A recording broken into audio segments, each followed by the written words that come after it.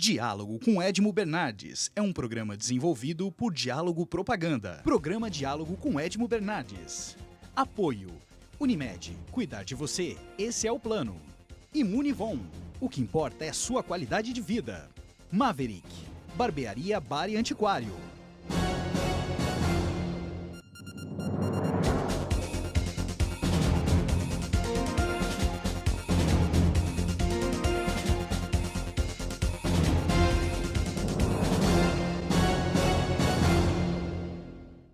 Olá, boa noite. No programa de hoje nós vamos falar sobre o juiz Sérgio Moro, que é de um livro escrito pelo advogado Ribeirão Preto, Luiz Eugênio Scarpino Júnior.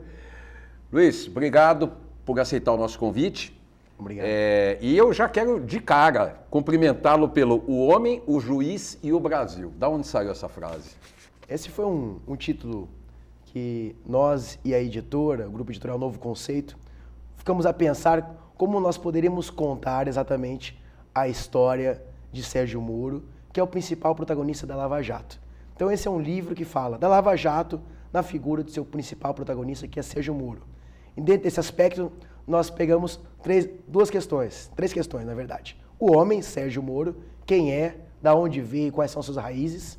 O juiz, que é o lado da figura pública dele, os casos que ele participou, como ele veio se tornar juiz, qual a experiência que ele teve, e exatamente o Brasil nisso tudo, que também é exatamente aquilo que o juiz Sérgio Moro está a fazer na sua função da judicatura com relação aos casos que lhes são levados a efeito, principalmente nessa operação Lava Jato, que vem revelando as maiores atrocidades e também vem fazendo bastante esperança ao povo brasileiro, por conta que o senso daquilo de impunidade que nós tínhamos, de que não seria possível pegar grandes pessoas, isso vem caindo com base na experiência da Lava Jato, nas mãos, principalmente de Sérgio Moro, que se tornou um personagem bastante controvertido no imaginário brasileiro.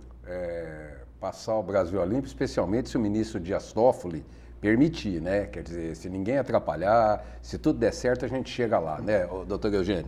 Mas deixa eu te perguntar uma coisa, você não precisa falar essas coisas que não é bom o advogado falar. O curioso é que, falando do juiz, caiu no colo dele uma operação, assim, meio que uma conjunção de fatores, né? Quer dizer, ele lá em Londrina, de repente ele vai para a 6ª Vara de Curitiba. De repente, a Polícia Federal está atrás de um doleiro, numa operação Lava Jato de um posto de gasolina. Quer dizer, tudo isso parece que foi uma conjunção de fatores até ele ser deslocado para a 13ª Vara de Curitiba e, de repente, descobrir que era muito mais do que um doleiro que estava lá no posto de gasolina, que chamou-se Lava Jato. Quer dizer, aí virou... Mas, enfim, foi uma conjunção de fatores, assim, acho que até Deus duvida de tudo isso, não? Pois é. A gente vê que não é por acaso que ele está numa vara de lavar dinheiro. Ele se especializou, ele é mestre e doutor em direito processual penal, ou seja, que cuida exatamente como que o processo deve caminhar na área do direito criminal. E a especialidade dele é lavagem de dinheiro. Então, desde a época que ele veio de Londrina, enfim, as ascensões dele na Justiça Federal foram sempre buscando varas especializadas em crimes de lavagem de dinheiro. Então, no caso, ele acabou se deparando com a figura bastante conhecida de vários doleiros, que ele costumeiramente, não que ele investiga, o juiz julga, né? É bom que o nosso telespectador fique bastante claro. Quem investiga é a Polícia Federal e o Ministério Público e o Ministério Público Federal, no caso de crimes federais, principalmente de lavagem de dinheiro, que tem essa competência específica. Claro. Então, ele acabou começando a participar da investigação, do julgamento de casos de doleiros, e de repente, algo que era corriqueiro de um posto de gasolina, um esquema de mero lavagem de dinheiro, de repente, descobriu-se que essa lavagem tinha como origem dinheiro roubado da Petrobras. E a partir de então, começou-se a puxar o fio e, de repente, muitas coisas estão saindo daquele fio inicial que começou a ser puxado. E até hoje não tenho certeza de onde isso vai chegar. Fio não, nem tecelagem da China tem tanto pano para puxar como está sendo puxado na Lava Jato. eu queria começar do começo, mas nós vamos ter que intermediar o negócio. Você estava falando com relação à especialização dele. Coincidentemente, no caso do Mensalão, uma recém-ministra do Supremo Tribunal Federal, uma recém-impossada ministra do Supremo Tribunal Federal, ia participar do caso do Mensalão, famoso caso do Mensalão, né? E ela olha e fala assim, poxa, deixa eu me cercar de pessoas competentes para poder fazer bonito aqui no caso do Mensalão. E uma das primeiras, ou a primeira pessoa que ela foi buscar foi o juiz Sérgio Moro, né? Exatamente. A ministra Rosa Weber, ela era ministra do Tribunal Superior do Trabalho. Sim. E aí, então, ela foi indicada pelo ministro Lula a ministra do Supremo Tribunal Federal. Pelo presidente Lula. Pelo presidente Lula. E, a partir de então, ela, ao ascender essa função pública bastante relevante, ela precisou fazer uma equipe. E ela sabia que o caso do Mensalão estava por ser pautado. Então, dentre os vários juízes e pessoas, assistentes que ela contratou, ou chamou, ou requisitou, no caso do juiz, ela trouxe Sérgio Moro, que à ocasião já tinha um livro best-seller no mundo jurídico, que era sobre lavagem de dinheiro, e ele é bastante já conhecido, principalmente porque ele já tinha atuado no caso do Banestado, que, enfim, o momento e a conjuntura política não deixou que tivéssemos o desfecho que nós estamos tendo atualmente na Lava Jato. Então, a ministra Rosa Weber, sabendo da função criminal que o Supremo Tribunal Federal tem, principalmente no Mensalão, que foi o caso mais complexo, criminal, que o Supremo até hoje julgou, uma ação envolvendo 40 réus, que parou a pauta, o Brasil inteiro parou para assistir na televisão o julgamento. Com certeza, os votos da ministra Rosa Weber têm o dedo, têm a caligrafia, têm a autoria da pesquisa da lavra do juiz Sérgio Fernando Moro. Daqui a pouquinho a gente volta com o segundo bloco. Até já.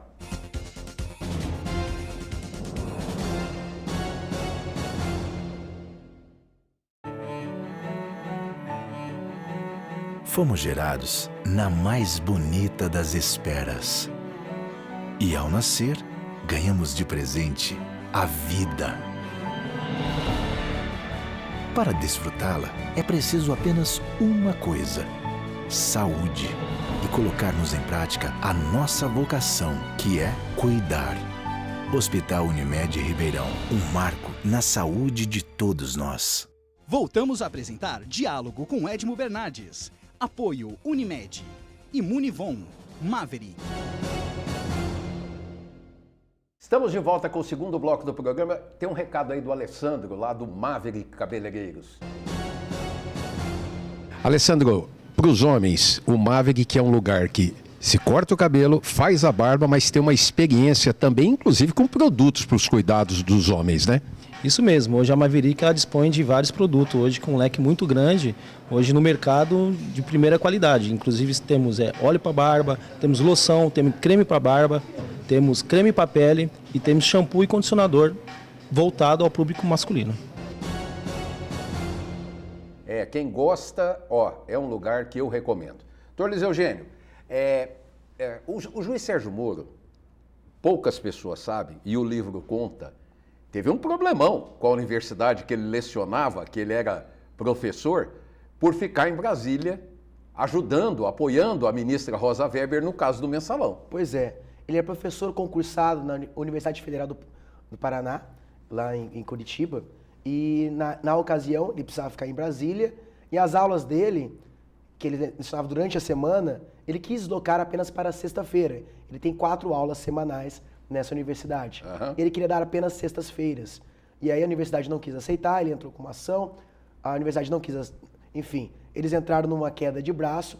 No final das contas, a universidade entendeu que ele não estava certo, que ele tinha que se dar, ou ele abria mão do cargo dele na universidade, ou ele continuava a ser juiz assistente do Supremo Tribunal Federal.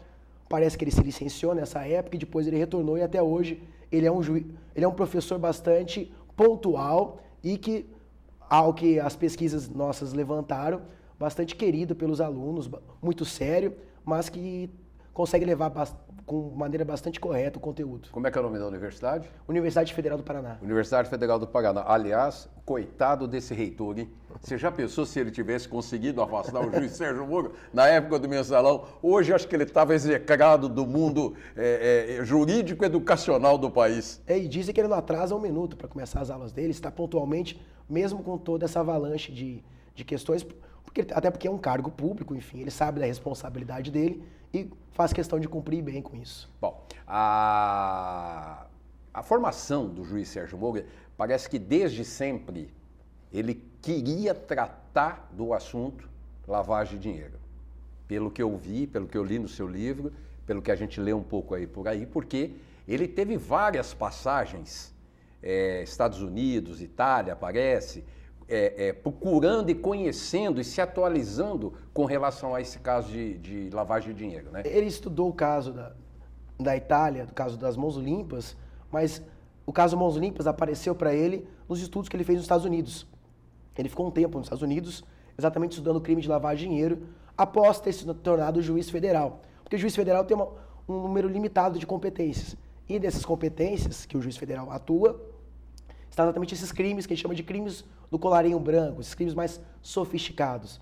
Então, ele tem um alto nível de estudo e preparo que, hoje, aos 43, 44 anos, o torna uma pessoa muito mais madura, que teve várias passagens, e o livro ele traz várias etapas e várias operações rumorosas que ele já participou, para chegar na Lava Jato com uma conjunção de fatores que levam a que nós tenhamos um resultado bastante adequado e satisfatório na Lava Jato. Seja porque a Polícia Federal é outra do que era há 15 anos atrás, assim como o Ministério Público Federal é muito mais independente, muito mais equipado e com uma expertise muito maior. E o clima político da população, e a população, na verdade, que não se deixa contaminar por essa tentativa dos políticos de tentarem colocar tudo para debaixo do pano. Então, essa foi uma estratégia que a Força-Tarefa da Lava Jato, com o apoio do juiz Sérgio Moro, conseguiu fazer para que a operação não caísse no esquecimento, ou muito mais do que isso, não fosse boicotada. E esse é um tópico bastante interessante, principalmente quando ele se comunica. Um juiz não pode dar entrevista sobre o caso que está julgando, mas ele participa e muito de palestras, de eventos acadêmicos. E um dos tópicos que ele sempre trata é a Operação Mãos Limpas, que aconteceu na Itália. Mano Politi. Ele escreveu um artigo em 2004, veja bem, tem 12 anos esse artigo. E ele traz uma série de questões que ele fala, olha, o Brasil um dia vai ter a sua Operação Mãos Limpas, que na ocasião prendeu uma série de ministros, de políticos e chefes da máfia, enfim, fez uma limpeza geral de um esquema muito parecido com o nosso, que era um esquema de corrupção para abastecer campanhas eleitorais e enriquecer certas pessoas. Mas isso que o senhor está falando é um pouco das centenas ou milhares de incongruências que eu vejo na legislação brasileira. Enquanto a Constituição Federal fala de dar transparência, de informar os acontecimentos, que a população tem o direito, cidadão, etc, etc, etc, tem casos, ou quase os casos, que não se deve falar. Aliás, ele foi punido e penalizado por ter falado até o que pensa em relação a algumas fases, algumas prisões e algumas situações nessa operação. Ele tentou, sofreu uma série de representações, mas até hoje nenhuma delas levou efetivamente a alguma punição. Então mesmo episódios bastante polêmicos, e meu livro não é um livro chapa branca para contar a história do juiz Sérgio Moro. Não é uma biografia física Primeiro, específica. não é uma biografia física. Segundo, não é um livro para idolatrar, ainda que ele tenha muitos aspectos que nós temos que conhecer, principalmente pela minha formação de advogado. Eu sou um ser crítico por natureza, e como professor também, eu sou obrigado a trazer essas pontuações. Então, eu trago inúmeras polêmicas da Lava Jato, como a divulgação das conversas da Dilma com Lula, e outras questões mais que nós podemos dizer, olha, ele pode ter errado naquele ponto. Mas, independentemente disso, só se fôssemos fazer um saldo, ele acertou... 99%.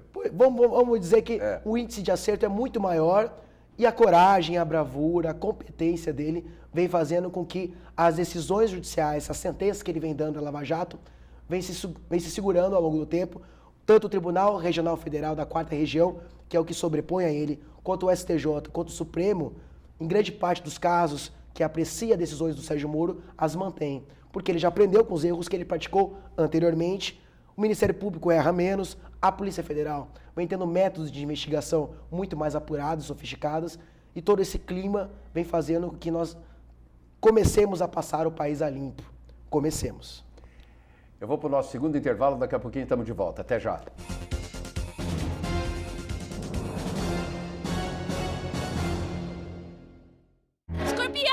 Escorpião é igual fofoqueiro, é venenoso, não poupa ninguém e como dói cair nas garras dele.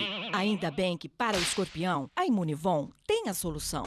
Imunivon, desinsetização e limpeza de reservatório de água. Combate a escorpiões, cupins, baratas, ratos e todo tipo de praga urbana. Ligue agora, 3976-2000, 3976-2000. Imunivon, se você quer qualidade de vida, você tem.